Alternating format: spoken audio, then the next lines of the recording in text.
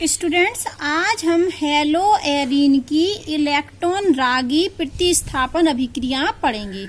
Electron रागी प्रतिस्थापन अभिक्रिया आप अच्छे से समझ गए हैं। एक परमाणु के द्वारा दूसरा परमाणु को प्रतिस्थापित कर दिया जाता है। लेकिन यहाँ कौन सा प्रतिस्थापन पढ़ रहे हैं? इलेक्ट्रॉन रागी। तो आप जानते थे कि न्यूक्लो नाभिक रागी भी होता था, नाभिक रागी के द्वारा भी प्रतिस्थापन होता है, इलेक्ट्रॉन रागी के द्वारा भी प्रतिस्थापन होता है। तो आप ये भी जानते हैं कि जो नाभिक रागी होते हैं जिनको हम किससे रिप्रेजेंट करते हैं? NU- से, और इलेक्ट्रॉन रागी को E+ से। और जो नाभिक रागी होते हैं वो कैसी स्पीसीज होती हैं? इलेक्ट्रॉन धनी स्पीसीज होती हैं, मतलब उनके पास इलेक्ट्रॉन अधिक मात्रा में अधिक होते हैं। जबकि इलेक्ट्रॉन रागी इलेक्ट्रॉन कमी स्पीसीज, उनमें इलेक्ट्रॉन का अफेक्शन होता है, इलेक्ट्रॉन की कमी होती है। यहाँ हम ऐसे बोल सकते हैं कि नाभिक रागी इलेक्ट्रॉन धनी है, मतलब इलेक्ट्रॉन युग्म प्रदान करने वाले हैं। ये धनी है ना, इनके पास इलेक्ट्रॉन है नाभिक रागी के पास, इसलिए ये इलेक्ट्रॉन युग्म प्रदान कर देते दूसरे को।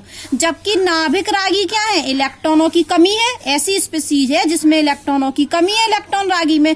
तो ये इलेक्ट्रॉन युग्म को प्रदान देते नहीं है, इलेक्ट्रॉन युग्म को ले लेते हैं। तो हमको ये पता होना चाहिए कि नाभिक रागी इलेक्ट्रॉन धनी स्पीसीज है, इसलिए इलेक्ट्रॉन युग्म प्रदान करती है। जबकि इलेक्ट्रॉन रागी इलेक्ट्रॉन कमी स्पीसीज है, इलेक्ट्रॉन कमी होती है, इसलिए इलेक्ट्रॉन युग्म को ले जाने वाले अभिकर्मक होते हैं। तो ये तो हमने अलग से सीख लिया कि नाभिक रागी और इलेक्ट्रॉन रागी होते क्या हैं।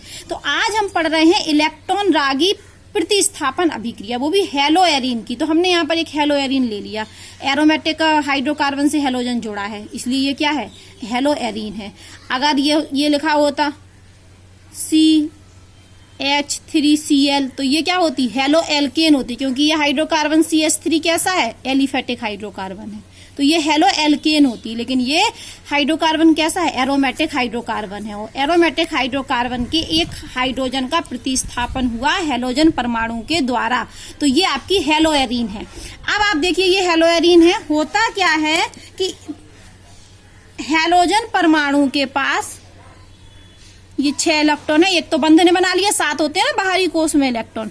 तो ये हेलोजन परमाणु के जो इलेक्ट्रॉन है ये यहाँ शिफ्ट हुए, ठीक है, विस्थापन हुआ इन इलेक्ट्रॉन युग्म का यहाँ। तो यहाँ पर क्या आ जाएगा? Double bond. ये इलेक्ट्रॉन युग्म क्या बना लेंगे? Double bond. तो हमने यहाँ लगा दिया डबल बॉन्ड। जैसे ही यहाँ डबल बॉन्ड आया तो इस कार्बन की बैलेंसी अभी आप गिनिए तो 1 2 3 4 है, और यहाँ अगर डबल बॉन्ड लगा दें तो 2 3 4 5 हो जा रही है ना, 2 इस तरफ 2 इस तरफ 2 1 इस तरफ 5 हो जा रही है ना। तो ये वाला बॉन्ड कहाँ, इस बॉन्ड के इलेक्ट्रॉन कहाँ शिफ्ट होंगे? इस कार्बन पर।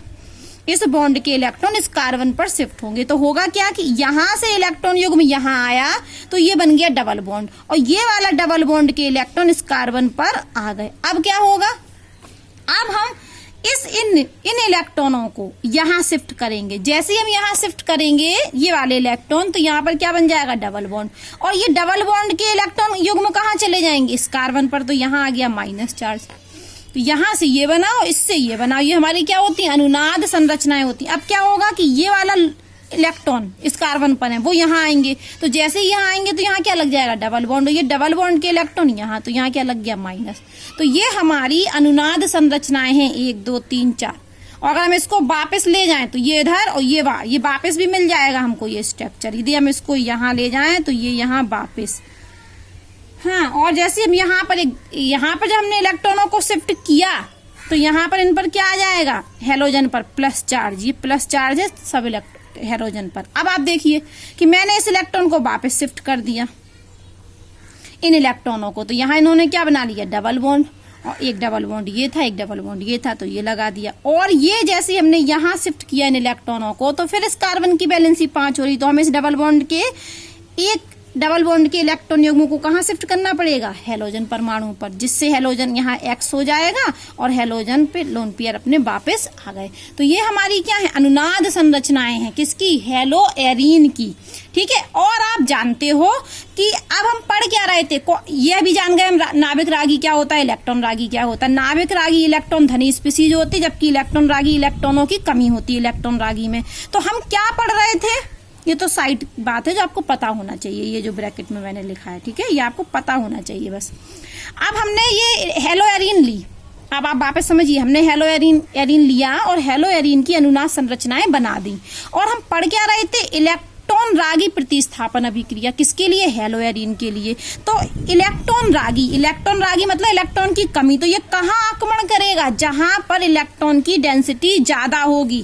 तो E प्लस कहाँ जाएगा? जहां पर माइनस चार्ज होगा, मतलब इलेक्ट्रॉन की डेंसिटी ज्यादा होगी। तो आप जानते हैं कि अगर E प्लस को यदि हमने यहाँ ले लिया, ये हमने हेलो एरीन ले ली, जब आपने हेलो एरीन की संरचनाएं बनाई, जब आपने क्या बनाई, हेलो एरीन की ये संरचनाएं, तो आपने इलेक्ट्रॉन डेंसिटी कहाँ ज्यादा देखी? हेलो एरीन में। ये संरचना बना के हमने क्या पाया कि यहाँ माइनस आ जाता है। देखिए यहाँ पर ये माइनस आया, यहाँ माइनस आया और यहाँ माइनस आया, मतलब यहाँ माइनस हो सकता है, यहाँ माइनस हो सकता है और यहाँ माइनस हो सकता है। ये माइनस हमें कैसे पता चला?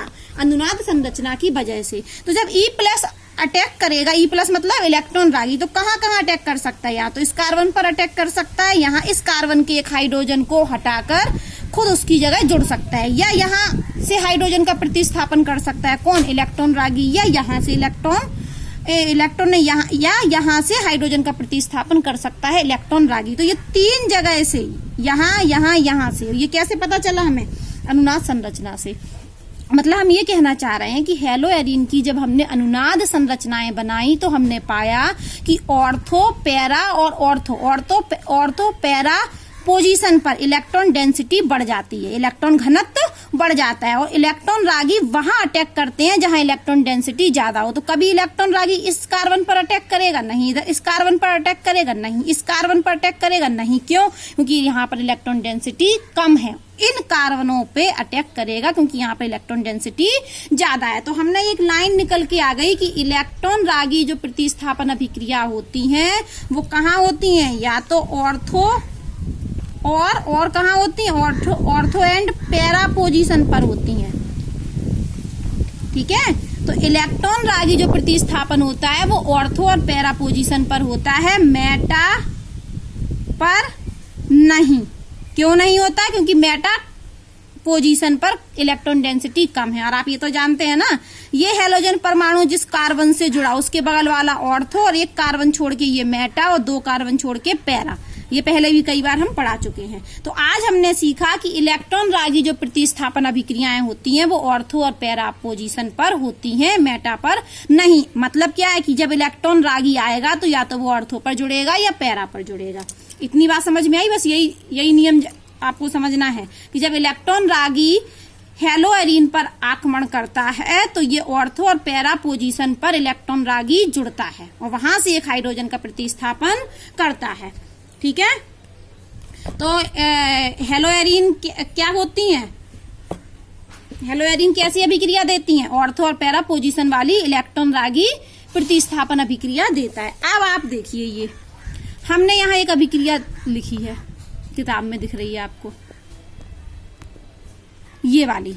हमने ये एक हेलो एरीन लिया, ये क्या लिया? हेलो एरीन, और यहाँ Cl2 से अभिक्रिया करा दी। हम आपको बता दें कि ये और किसकी उपस्थिति में? निर्जल FeCl3 की उपस्थिति में।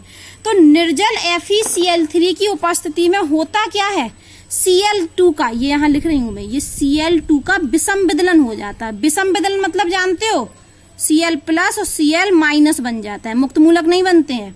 ये जो Cl2 था, यहाँ पर जो बॉन्ड था, बॉन्ड के इलेक्ट्रॉन एक ही क्लोरीन परमाणु को मिल गए। एक को नहीं, ऐसा नहीं हुआ कि ये किसने ले लिया, ये किसने लिया, नहीं, दोनों ही इलेक्ट्रॉन, बॉन्ड का इलेक्ट्रॉन एक परमाणु ने ले लिया। इसको हम बोलते हैं विषम विदलन। लेकिन ये विषम विदलन किसकी उपस्थिति में होता है? FeCl3, वो भी कैसा FeCl3? निर्जल FeCl3।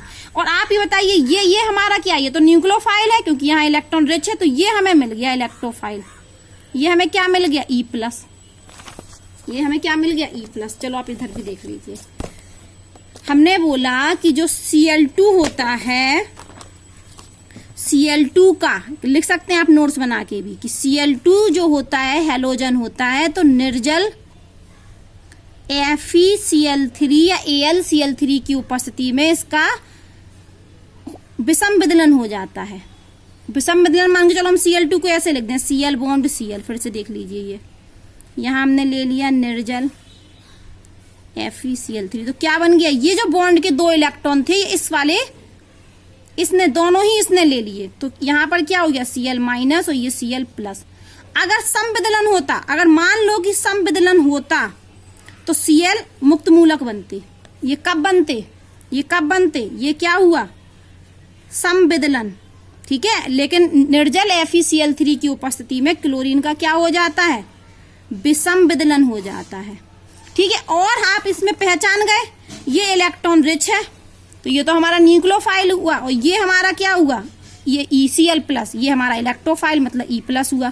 इलेक्ट्रोफाइल मिल गया हमें, और इस इलेक्ट्रोफाइल को हम कहाँ जोड़ दें, ऑर्थो और पैरा पोजीशन पर जोड़ दें। अब आप किताब को देखिए, किताब में उन्होंने एक हेलोएरिन लिया, ये लिया, ये देखिए, ये हेलोजिनेशन करा रहे हैं, हेलोएरिन लिया और हेलोएरिन की अभिक्रिया Cl2 से करा दी, किसकी उपस्थिति में, FeCl3 की उपस्थिति में। और हम जानते हैं कि जब Cl2 को निर्जल FeCl3 से रिएक्शन कराते हैं तो हमें क्या मिल जाता है, Cl+ मिल जाता है, इलेक्ट्रोफाइल मिल जाता है। और इस Cl+ को, इस इलेक्ट्रोफाइल को एक बार हम कहाँ जोड़ दें, ऑर्थो पे जोड़ दें और पैरा पर जोड़ दें। तो उन्होंने देखो एक बार किस पे जोड़ा, ये पैरा पर, और एक बार किस पर जोड़ दिया, ऑर्थो पर। देखो ये Cl तो जैसे का तैसा है, Cl2 से ये अभिक्रिया कराई ना, तो दूसरा Cl यहाँ एक बार पैरा पोजीशन पे जाके जुड़ गया, ये जुड़ गया देखो पैरा पर, और एक बार ऑर्थो पे जाके जुड़ गया। तो यहाँ से जो ऑर्थो वाला होता है वो कम मात्रा में बनता है, पैरा वाला ज्यादा मात्रा में बनता है। कारण सुनिए, ये मैंने बोला कि जब हम Cl2 की अभिक्रिया हेलोएरिन से कराते हैं तो Cl2 से हमें इलेक्ट्रोफाइल Cl+ मिलता है, और ये Cl+ जाके ऑर्थो और पैरा पोजीशन पर जुड़ जाता है, ऑर्थो पे जुड़ जाता है और पैरा पर जुड़ जाता है, जिससे हमें ऑर्थो पैरा आइसोमर का मिश्रण मिल जाता है। फिर मैंने बोला कि जो ऑर्थो वाला होता है वो क्या होता है, अल्प मात्रा में बनता है, जबकि पैरा वाला मुख्य उत्पाद होता है। इस अभिक्रिया में जो मुख्य उत्पाद होता है वो पैरा वाला होता है। ऐसा क्यों, क्योंकि ये पैरा वाला कैसा है, सिमेट्रिक है, सममिति है इसमें, जबकि इसमें सममिति नहीं है। दूसरा कारण हम कह सकते हैं कि यहाँ पर Cl परमाणु क्या है, दूर दूर है, तो यहाँ पर स्टेरिक हिंड्रेंस नहीं है, त्रिविम बाधा नहीं है, त्रिविम बाधा। तो यहाँ पर Cl परमाणु पास पास है, इसलिए स्टेरिक हिंड्रेंस है, त्रिविम बाधा है।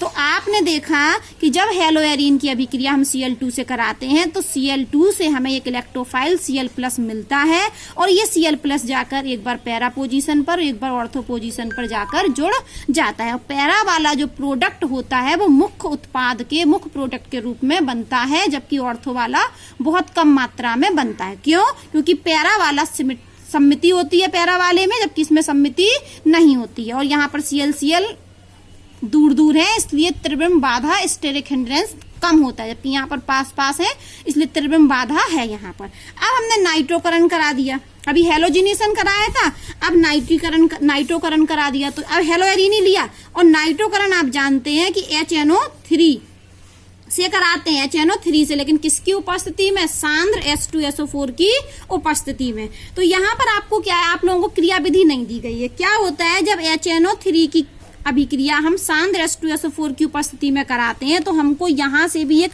न्यूक्लियोफाइल मिलता है Na2+। अब कैसे मिला ये आपके भी सिलेबस में है नहीं, जैसे यहाँ मिल गया था, Cl2 को तोड़ दिया था हमने, विषम विदलन कर दिया था, तो Cl+ मिल गया था इलेक्ट्रोफाइल। वैसे ही जब HNO3 की हम H2SO4 से अभिक्रिया कराते हैं तो हमें एक इलेक्ट्रोफाइल मिलता है NO2+। कौन सा इलेक्ट्रोफाइल मिलता है, NO2+। अब ये इलेक्ट्रोफाइल है तो ये जाके कहाँ जुड़ेगा, एक बार ऑर्थो और एक बार पैरा पर। हमें बहुत सिंपल होती है इलेक्ट्रॉन रागी प्रतिस्थापन अभिक्रियाएं। क्या करना पड़ता है, बस हम इलेक्ट्रॉन रागी को सर्च कर लें कि यहाँ पर जो अभिकर्मक मिलाया उस अभिकर्मक से कौन सा इलेक्ट्रॉन रागी मिल रहा, और बस हमें इलेक्ट्रॉन रागी मिला और हमने उस इलेक्ट्रॉन रागी को जाके ऑर्थो पैरा पर जोड़ दिया। हमें यहाँ Cl+ मिल गया था, हमने Cl को कहाँ जोड़ दिया, एक बार ऑर्थो पे जोड़ दिया, एक बार पैरा पे जोड़ दिया। अब हमें क्या मिल गया, अब हमें क्या मिल गया, इस बार हमें क्या मिला, इस बार हमें जब हमने नाइट्रोकरण कराया तो HNO3 से हमें क्या मिल गया, NO2+ मिल गया। क्या मिल गया, NO2+। इलेक्ट्रॉन रागी है ये हमारा। इस इलेक्ट्रॉन रागी को एक बार हम ऑर्थो पर और एक बार पैरा पर जोड़ देंगे। तो ये देखिए हमने ऑर्थो पे जोड़ा, और ये देखिए Cl रहा, बेंजीन रही, सिर्फ NO2+ जो हमें इलेक्ट्रॉन रागी मिला था उसको हमने ऑर्थो पे जोड़ दिया, ये जोड़ दिया ऑर्थो पे, अगल बगल के कार्बन पर, ऑर्थो पोजीशन। और एक बार कहाँ जोड़ दिया, पैरा पर। फिर वही बात है कि जो पैरा वाला उत्पाद होता है वो मुख्य रूप से बनता है, मुख्य उत्पाद होता है। और ये क्या होता है, अल्प मात्रा में। क्यों, क्योंकि यहाँ पर इसमें क्या पाई जाती है, सममिति, सिमेट्री पाई जाती है, जबकि यहाँ पर सिमेट्री नहीं है। अब हम पढ़ते हैं सल्फोनेशन। तो सल्फोनेशन किसकी उपस्थिति में करवाते हैं? H2SO4 की उपस्थिति में। किसकी उपस्थिति में? H2SO4 की उपस्थिति में। H2SO4 से हमें मिलता है, क्या मिलता है? H2SO4 से हमें इलेक्ट्रॉन रागी मिलेगा H2SO4 से, और वो इलेक्ट्रॉन रागी हमारा होता है SO3H। ये मिलता है हमें SO3H। तो ये हमारा क्या है? E+ है, मतलब इलेक्ट्रॉन रागी मिल गया। और इस इलेक्ट्रॉन रागी को H2SO4 को जाके नहीं जोड़ना है, वरना यहाँ सोचो कि मैडम Cl2 था तो हम Cl2 को जाके जोड़ दें। नहीं, Cl2 से क्या मिला था? Cl+, वो इलेक्ट्रॉन रागी था। यहाँ पर जब हमने HNO3 से अभिक्रिया कराई तो HNO3 नहीं जोड़ना कि पूरा HNO3 यहाँ जोड़ दो, नहीं, NO2+ मिला था। इलेक्ट्रॉन रागी क्या मिला था? NO2, जिसको हमने NO2 को जोड़ा था। यहाँ पर जब हम सल्फोनेशन कराएंगे तो H2SO4 से हमें मिलेगा SO3H, ठीक है। और S पर क्या रहेगा? Positive charge. अब ये पॉजिटिव तो होते हैं क्योंकि इलेक्ट्रॉनों की कमी होती है इलेक्ट्रॉन रागी में। तो अब इस SO3H को हम एक बार कहाँ जोड़ दें? ऑर्थो पे, ये जोड़ दिया। और एक बार कहाँ जोड़ दें? पैरा पर। फिर पैरा वाला उत्पाद क्या होगा? मुख्य उत्पाद होगा, जबकि ये अल्प मात्रा में बनेगा। इनके नाम है, इसका नाम क्या होगा? 2-क्लोरोबेंजीन सल्फोनिक अम्ल। इसका नाम होगा 4, क्योंकि आयुपेक नाम में ऑर्थो पैरा नहीं लिखते हैं, 1 2 3 लिखते हैं। तो यहाँ पर 4-क्लोरोबेंजीन सल्फोनिक अम्ल। अब हम करा रहे हैं फीडल क्राफ्ट अभिक्रिया। फीडल क्राफ्ट अभिक्रिया देखिए क्या होता है कि यहाँ पर हेलोएरिन लिया, इस हेलोएरिन की अभिक्रिया उन्होंने CH3Cl से करा दिया। किसकी उपस्थिति में? निर्जल AlCl3 की उपस्थिति में। तो होता क्या है कि निर्जल AlCl3 की उपस्थिति में ये CH3Cl किसकी उपस्थिति में? निर्जल AlCl3 की उपस्थिति में किसमें टूट जाएगा? CH3+ और Cl-। अब इन दोनों में बताइए इलेक्ट्रॉन रागी कौन सा है? CH3+ या Cl-। ये हमारा क्या है? ये हमारा इलेक्ट्रोफाइल है। ये हमारा क्या है? इलेक्ट्रॉन रागी है। तो इस CH3 को हम कहाँ जोड़ दें? एक बार ऑर्थो, एक बार कहाँ जोड़ दें? पैरा पर। तो हमारा पैरा वाला अधिक मात्रा में बनेगा और ऑर्थो वाला कम मात्रा में। यहाँ पर उन्होंने फिर एक क्या ले लिया? आपका एसिटिल क्लोराइड ले लिया। इसकी भी AlCl3 से अभिक्रिया करा दी और यहाँ से इलेक्ट्रोफाइल जो मिला उस इलेक्ट्रोफाइल को एक बार ऑर्थो और एक बार पैरा पर जोड़ दिया। तो ये बहुत सिंपल होती हैं। हमने पढ़ा हेलोएरिन की इलेक्ट्रॉन रागी प्रतिस्थापन अभिक्रिया, और इलेक्ट्रॉन रागी प्रतिस्थापन अभिक्रिया में जो इलेक्ट्रॉन रागी होता है वो ऑर्थो पैरा पर जुड़ जाता है। बस यही तो कर रहे हैं। इलेक्ट्रॉन रागी को कहाँ जोड़ दे रहे हैं? ऑर्थो और पैरा पर हम जोड़ दे रहे हैं हर अभिक्रिया में। Cl2 था, Cl+ इलेक्ट्रॉन रागी मिला, एक बार पैरा एक बार ऑर्थो पे जोड़ दिया। HNO3 से अभिक्रिया कराई, नाइट्रोकरण कराया, NO2+ मिला, एक बार ऑर्थो एक बार पैरा पर जोड़ दिया। जब हमने हेलोएरिन की अभिक्रिया H2SO4 से कराया, ये इलेक्ट्रॉन रागी मिला, इस इलेक्ट्रॉन रागी ग्रुप को एक बार ऑर्थो एक बार पैरा पर जोड़ दिया। यहाँ जब CH3Cl से कराया तो हमें एक CH3+ इलेक्ट्रॉन रागी मिला, जिसको हमने ऑर्थो और पैरा पर जोड़ दिया। तो आप देख रहे हैं क्या हो रहा है? बस कुछ नहीं हो रहा है। इलेक्ट्रॉन रागी अभिक्रिया में, इलेक्ट्रॉन रागी प्रतिस्थापन अभिक्रिया में हम इलेक्ट्रॉन रागी को ऑर्थो और पैरा पोजीशन पर जोड़ देते हैं और पैरा वाला जो उत्पाद होता है वो मुख्य रूप से बनता है। अब आप यहाँ देखिए, वो कह रहे हैं कि क्लोरीन तो इलेक्ट्रॉन अपनयक समूह है। अपनयक मतलब इलेक्ट्रॉन को खींचने वाला समूह है। फिर ये एरोमेटिक इलेक्ट्रॉन रागी प्रतिस्थापन अभिक्रिया में ऑर्थो और पैरा निर्देशक क्यों होते हैं? मैं ये कहना चाह रही हूँ कि मैंने तो यहाँ पर ये जो Cl जो हेलोजन ग्रुप होता वो इलेक्ट्रॉन को देता नहीं है, इलेक्ट्रॉन को क्या करता है? खींचता है। और ये जो हमने बनाया ये तो इलेक्ट्रॉन को दे रहा है, तब ये ऑर्थो और पैरा डायरेक्टिव था, ऑर्थो और पैरा निर्देशक था जब ये इलेक्ट्रॉन को दे रहा है। अब बात क्या, वो क्या कह रहे हैं कि Cl तो इलेक्ट्रॉन अपनयक समूह है, मतलब Cl तो इलेक्ट्रॉन को खींचने वाला है, ये इलेक्ट्रॉन को देने वाला नहीं है। इलेक्ट्रॉन को क्या है? खींचने वाला। तो भाई जब ये इलेक्ट्रॉन को खींचेगा तो ना ऑर्थो पर इलेक्ट्रॉन डेंसिटी बढ़ेगी ना पैरा पर इलेक्ट्रॉन डेंसिटी बढ़ेगी। तो भाई जब ये हेलोजन इलेक्ट्रॉन को खींचने वाला ग्रुप है, -I प्रभाव शो करता है। ये जो X होता है ये कौन सा इंडक्टिव इफेक्ट शो करता है? ये इंडक्टिव प्रेरणिक इफेक्ट शो करता है, -I इफेक्ट। ये आप पढ़ चुके हैं, -I इफेक्ट। कुछ ग्रुप ऐसे होते हैं जो इलेक्ट्रॉन को अपनी तरफ खींचते हैं और वो ग्रुप कैसा प्रभाव शो करते हैं? -I effect. और कुछ ग्रुप ऐसे होते हैं जो इलेक्ट्रॉन को अपने से दूर भगाते हैं, तो वो +I इफेक्ट को शो करते हैं, जैसे CH3। ठीक है, तो यहाँ पर जो हेलोजन है वो कह रहे हैं क्लोरीन ले लिया उन्होंने। क्या ले लिया? क्लोरीन। तो क्लोरीन तो क्या करती है? -I इफेक्ट शो करती है। -I इफेक्ट का मतलब है क्लोरीन क्या करती है? इलेक्ट्रॉन को खींचती है, इलेक्ट्रॉन को अपनी तरफ खींचती है। ठीक है, अब Cl तो इलेक्ट्रॉन को अपनी तरफ खींचती है, तो ये वाली कंडीशन बनेगी। इसमें तो Cl इलेक्ट्रॉन को दे रहा है, खींच थोड़ी ना रहा है। तो अब होता क्या है कि ये जो यहाँ पर ये अनुनाद यहाँ दो प्रभाव काम कर रहे हैं। ठीक है, यहाँ पर कितने प्रभाव काम कर रहे हैं? दो प्रभाव। पहला प्रभाव का नाम है अनुनाद प्रभाव और दूसरे प्रभाव का नाम है प्रेरणिक प्रभाव, इंडक्टिव इफेक्ट। तो यहाँ आप लिखोगे कि क्लोरीन इलेक्ट्रॉन अपना एक समूह तो है, लेकिन यहाँ पर अनुनाद प्रभाव ज्यादा शक्तिशाली होता है प्रेरणिक प्रभाव की तुलना में, इसलिए प्रेरणिक प्रभाव वर्क नहीं करता है। क्लोरीन इलेक्ट्रॉनों को अपनी तरफ नहीं खींचती है। कौन खींच लेता है? बेंजीन खींच लेता है और अनुनाद संरचनाएं बन जाती हैं। तो हम ये कह रहे हैं कि यहाँ दो प्रकार के प्रभाव काम कर रहे हैं, एक तो अनुनाद प्रभाव और दूसरा प्रेरणिक प्रभाव। तो यहाँ पर कौन जो प्रभाव शक्तिशाली होगा उस हिसाब से काम होगा। तो कौन सा प्रभाव शक्तिशाली? अनुनाद प्रभाव। इसलिए Cl ने अपने इलेक्ट्रॉन बेंजीन रिंग पर विस्थापित कर दिए। और अगर प्रेरणिक प्रभाव शक्तिशाली होता तो ये Cl अपने इलेक्ट्रॉनों को नहीं देता, उल्टा ये बेंजीन से इलेक्ट्रॉनों को अपनी तरफ खींच लेता, यदि प्रेरणिक प्रभाव शक्तिशाली होता है। तो आप यहाँ लिखेंगे कि हाँ, प्रेरण प्रभाव के कारण क्लोरीन क्या करती है? इलेक्ट्रॉन को आकर्षित करती है। हम जानते हैं कि क्लोरीन को आकर्षित करती है। क्लोरीन क्या करती है? इलेक्ट्रॉन को आकर्षित करती है। किस प्रभाव की वजह से? प्रेरण प्रभाव की वजह से। तथा अनुनाद के कारण इलेक्ट्रॉन को निर्गमित कर रही है। देखो साफ साफ लिखा है, प्रेरण प्रभाव के कारण इलेक्ट्रॉन को खींच रही है और अनुनाद के कारण इलेक्ट्रॉनों को निर्गमित कर रही है, मतलब बाहर निकाल रही है। प्रेरण प्रभाव के कारण क्लोरीन इलेक्ट्रॉन रागी प्रतिस्थापन अभिक्रियाओं में बने मध्यवर्ती कार्बोकेटायन को अस्थिरता प्रदान करता है। यदि हम प्रेरण प्रभाव लगा दें, मतलब इसने इलेक्ट्रॉनों को खींच लिया, तो यहाँ जो कार्बोकेटायन बनता है वो कार्बोकेटायन क्या होता है? अस्थायी। इसलिए प्रेरण प्रभाव यहाँ शक्तिशाली नहीं होता। यदि हम प्रेरण प्रभाव करा दें और क्लोरीन इलेक्ट्रॉनों को खींच ले, तो यहाँ जो कार्बोकेटायन बनेगा वो अस्थायी होता है। तो अस्थायी तो कोई चीज बनाना कोई अभिक्रिया में बनती नहीं है, इसलिए प्रेरण प्रभाव शक्तिशाली नहीं होता है। और अनुनाद के द्वारा यदि हम अनुनाद संरचना करा दें, तो अनुनाद के द्वारा उस कार्बोकेटायन को क्या मिल जाता है? स्थायित्व प्रदान करने में सफलता मिल जाती है।